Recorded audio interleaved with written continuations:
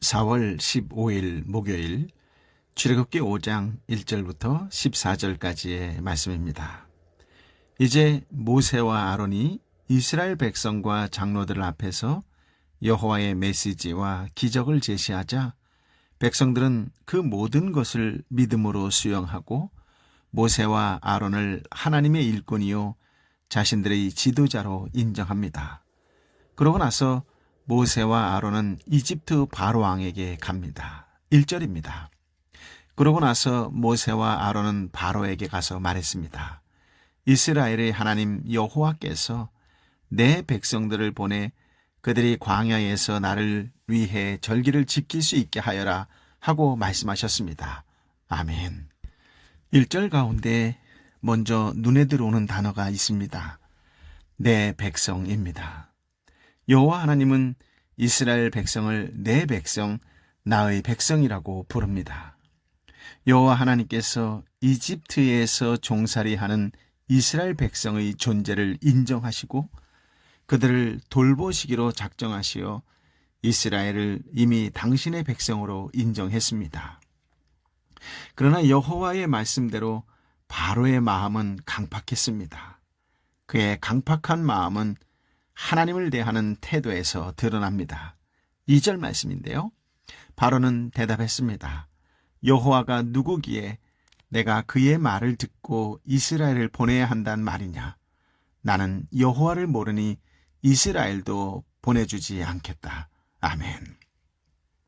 모세와 아론을 통한 여호와의 요구에 바로는 단호하게 거절합니다. 그의 말에는 고대 근동 초강대국 통치자의 오만함이 묻어 있습니다. 바로는 노예 백성의 신을 하찮게 여겨 대담하게 경멸했고 하나님의 뜻도 간단하게 거절해 버립니다. 바로의 왕관에는 그의 신성한 왕관을 드러내는 코브라가 달려 있는데 왕권을 드러내는 코브라가 달려 있는데 낙원에서의 뱀처럼 바로는 충실하게 사탄의 하수인 노릇을 했습니다. 바로는 종종 자신을 신격화했습니다. 따라서 여기에서는 가짜신 바로와 참 하나님 여호와의 대결이 시작됩니다. 출애굽기에서는 여호와 하나님께서 참 하나님이심을 이스라엘 사람은 물론 바로와 함께 이집트 백성들 모두에게 인식해가는 과정을 그립니다. 바로는 먼저 여호와 하나님의 존재를 부인합니다. 물론 하나님을 모르는 불신자들도 바로의 반응에 공감을 하지요. 여호와가 누구냐라는 질문으로 자신은 여호와를 모를 뿐 아니라 이러한 의문 속에서 은연중에 여호와 하나님의 존재를 부인하지요. 사실 이 질문은 현재 이 세계에서 진정한 통치자가 누구인가 라는 질문입니다. 그분이 과연 여호와 하나님이신가 아니면 지금 사람들의 눈 앞에서 군림하는 왕인가? 이런 신앙상의 회의가 이스라엘 백성들에게 만연했습니다. 바로는 여호와를 모른다라고 단언하지요. 성경은 이런 태도를 일컬어 강팍하다라고 합니다. 강팍함은 단순히 성품이 완고한 문제가 아니라 하나님에 대한 태도와 관련되어 있습니다. 바로가 점잖고 예의 바르게 거절했다 하더라도 강팍한 것이지요. 여호와를 아는 사람은 강팍하지 않습니다. 3절부터 5절까지의 말씀을 함께 읽어볼까요? 그러자 그들은 말했습니다. 히브리 사람들의 하나님께서 저희에게 나타나셨습니다. 저희가 광야로 3일길을 가서 저희 하나님 여호와께 제사 드릴 수 있게 해 주십시오. 그렇지 않으면 그분께서 전염병이나 칼로 저희를 치실 것입니다. 그러나 이집트 왕은 모세와 아론아, 너희는 왜 이 백성들로 하여금 일을 제대로 하지 못하게 하려고 하느냐? 너희의 일이나 하라 라고 했습니다. 또 보라, 이 땅의 백성들이 많은데 그들로 하여금 일을 그만하게 만드는구나 하고 바로가 말했습니다. 아멘. 본문의 히브리란 민족을 나타내기도 하지만 사회적으로 낮은 신분의 사람들, 즉 사회적 약자들을 나타내기도 합니다. 따라서 히브리 사람들이 하나님이라는 표현은 억압받는 사회적 약자들이 하나님을 의미합니다. 히브리 사람들이 하나님이란 작은 자들이 기도할 때 항상 들어주시는 분이시지요. 이스라엘의 하나님은 바로 작은 자들이 하나님이십니다. 그들의 고난을 돌보시며 그들의 억압자들로부터 해방을 약속하십니다. 약자의 자유를 짓누르고 강자의 억압적 권리만이 판을 치는 불신앙의 공간에 하나님이 찾아오셨습니다. 약자의 권리를 보호하고 그들을 도와주시고 마침내 그들을 해방시키기 위하여 찾아오셨습니다. 모세와 아론은 여호와의 뜻을 어기는 일을 두려워했습니다. 하지만 강팍한 바로는 백성들이 일을 제대로 하지 못하게 될 때 생기는 손해에만 관심을 두었습니다. 하나님과의 관계 회복을 위해 축제의 제사를 드릴 수 있도록 허용해달라는 모세와 아론의 요구를 백성들을 속여 노동을 하지 못하게 만드는 선동적 행위로 간주했지요. 그렇습니다. 강팍한 자는 말씀을 들어서 손해가 될 일은 절대 하지 않습니다. 하나님의 말씀을 두려워하라고 강하게 권면하면 강팍한 자는 강하게 대적합니다. 고대 이집트에서 바로는 태양신의 아들로 숭배되었습니다. 바로의 대답에는 감히 내가 누군 줄 알고 너희는 내 노예야 라는 감정이 담겨 있습니다. 바로는 자기가 누구인지 자기 말 한마디면 어떻게 되는지 보여줍니다. 6절부터 9절까지의 말씀인데요. 함께 읽어보겠습니다.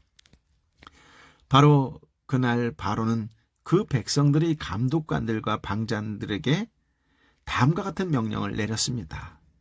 너희는 백성들에게 벽돌 굽는 데 필요한 짚을 더 이상 공급하지 말고 그들 스스로 가서 짚을 모아오게 하라.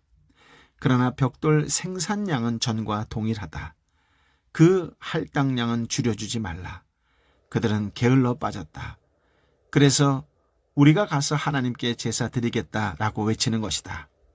그들에게 일을 더 고되게 시켜 일만 계속하게 하고 쓸데없는 말에 귀 기울이지 않게 하라. 아멘. 모세와 아론이 이스라엘의 해방을 요구했으나 바로는 이를 좌절시키기 위하여 본격적으로 노동을 강화하기 시작했습니다. 작업할 양도 늘어났지만 무엇보다도 노동 조건을 악화시켰습니다. 여호와가 두려운지 내가 두려운지 알게 해주마라는 심보이기도 합니다. 백성들이 게을러서 한가한 소리를 하고 있으므로 혹독한 노동을 통하여 정신없게 만들어 선동하는 자들이 거짓말을 듣지 않도록 하라고 지시합니다. 바로는 모세의 말을 거짓말로 몰아세우면서 모든 책임을 모세에게 뒤집어 씌우려 합니다.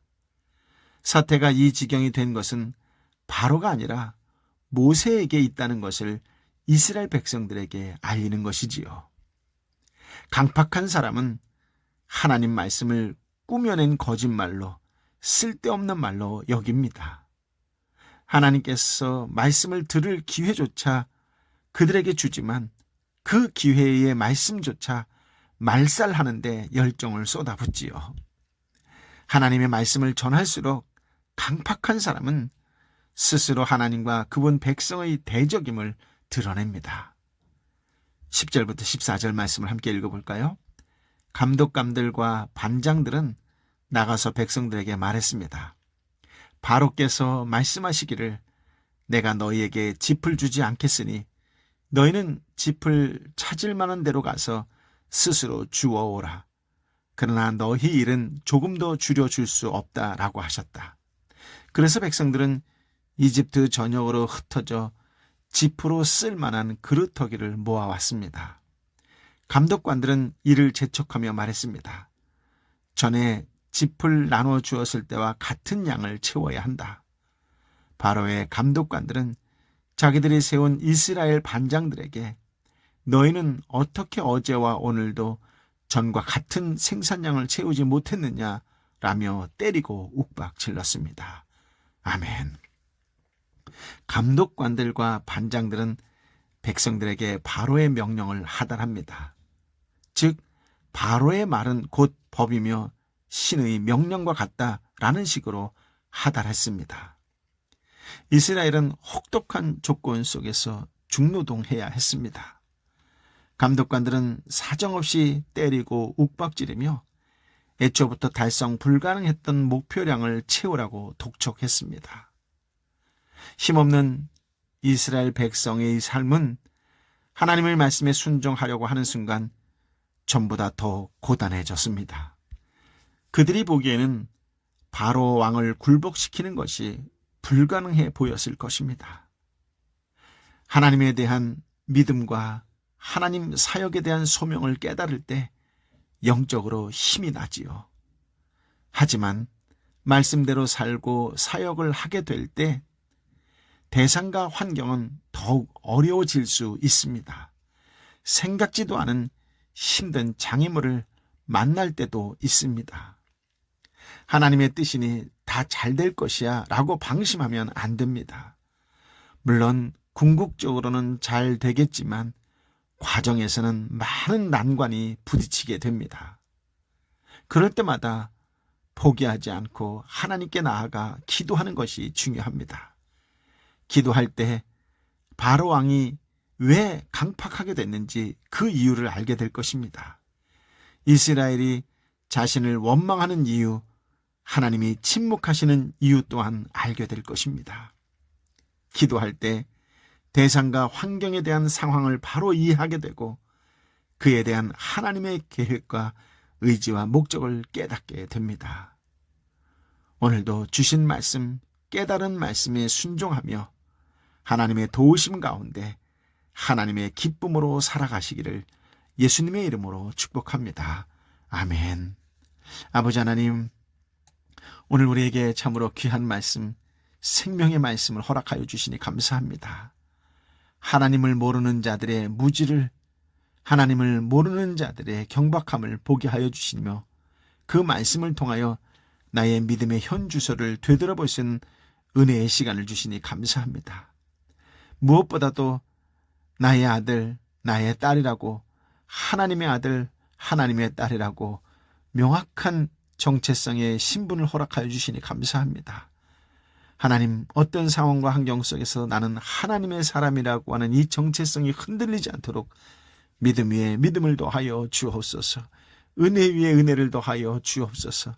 그 믿음, 그 은혜로 하나님을 하나님 되게 하는 일에 기꺼이 쓰임받는 하나님의 사람, 성령의 사람, 예수의 사람이 되게 하여 주옵소서. 어떤 상황과 환경 속에서도 믿음의 사람다운 태도와 자세로 살아가는 섬김의 사람이 되게 하여 주옵소서. 마음이 완고해지고 강팍해지지 않도록 날마다 말씀과 기도로 살아가는 훈련되어가는 훈련된 믿음의 사람이 되게 하여 주옵소서.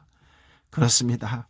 고통 속에 있었던 백성들이 하나님께 부르짖었을 때에 그 부르짖음을 들으시고 하나님의 사람을 보내주셨던 것처럼 이 땅의 이곳저곳에서 하나님을 부르짖을 때에 하나님의 사람으로 쓰임받는 한 사람이 될 수 있도록 성령 하나님 다시 한번 능력과 권능과 새 지혜로 덧입혀 주옵소서. 아파하고 힘들하고 지쳐있는 영혼을 위하여 기꺼이 중보자로 쓰임받길 원합니다.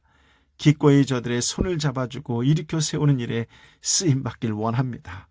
성령 하나님 다시 한번 은혜 위에 은혜를 더하여 주옵소서. 능력 위에 능력을 더하여 주옵소서.